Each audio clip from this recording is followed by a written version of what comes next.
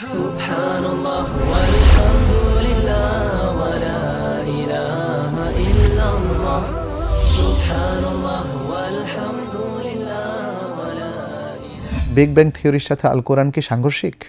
না, সাংঘর্ষিক নয়। বিগ ব্যাংয়ের পুরো থিওরিটা কেমন, প্রত্যেকটা থিওরি কি সাংঘর্ষিক কিনা এটা একটু কম্পেয়ার করে দেখতে হবে।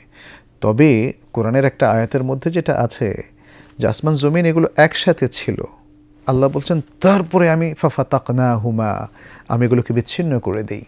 বিগ ব্যাং থিওরির কনক্লুশন যদি এমন হয় যে সৃষ্টির সব কিছু একসাথে ছিল, তারপরে এক জায়গা থেকে এগুলো বিচ্ছিন্ন হয়ে গ্রহ, নক্ষত্র ইত্যাদি আরও ভূপগ্রহ এগুলো তৈরি হলো, তাহলে কোরআনে সেটার সমর্থন পাওয়া যায়। তবে আধুনিক বিজ্ঞানীদের, বিশেষ করে যারা বিবর্তনবাদের উপর কথাবার্তা বলছেন, তাদের প্রত্যেকটা থিওরি, প্রত্যেকটা কথা কোরআন এবং হাদিস মাফিক হবে এমনটি জরুরি নয়।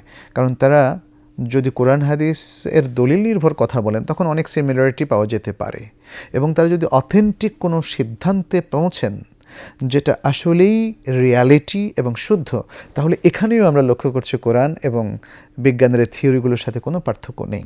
কিন্তু যেগুলো বিজ্ঞানীদের নিজস্ব চিন্তাপ্রসূত কথাবার্তা, অ্যাজাম্পশন কিংবা তাদের নিজস্ব ফাইন্ডিংস বলে তারা দাবি করছেন, অথচ এখনও সেগুলো প্রমাণিত হয়নি, তাহলে এই থিওরিগুলোর সাথে কোরআনের কন্ট্রাডিকশন বা সংঘর্ষ থাকতে পারে। কারণ সেগুলো ইউনিভার্সাল ট্রুথ হিসাবে বা ফ্যাক্ট হিসাবে এখনও সাব্যস্ত হয়নি, এখনও সেগুলোর অ্যাসেসমেন্ট চলছে, এক্সপেরিমেন্ট চলছে, এবং ট্রুথ হিসাবে, ফ্যাক্ট হিসাবে এখনও সেগুলো প্রমাণিত হয়নি। অতএব এই ধরনের থিওরিগুলোর সাথে আমাদের সার্বিকভাবে কোরআন হাদিস মেলানোর কোনো চেষ্টা করার কোনো প্রয়োজন নেই। কিন্তু যেগুলো প্রতিষ্ঠিত সত্য, সেগুলো আমরা অবাক বিষয়ে লক্ষ্য করছি যে কোরআনে কোনো না কোনো ইন্ডিকেশন সেখানে আছে, এবং কোরআনের এই ইন্ডিকেশনগুলোর উপর অনেক বইও বের হয়েছে, সায়েন্টিফিক ইন্ডিকেশন ইন দ্য কোরআন, এভাবে অনেক বই আপনারা নেটেই পাবেন।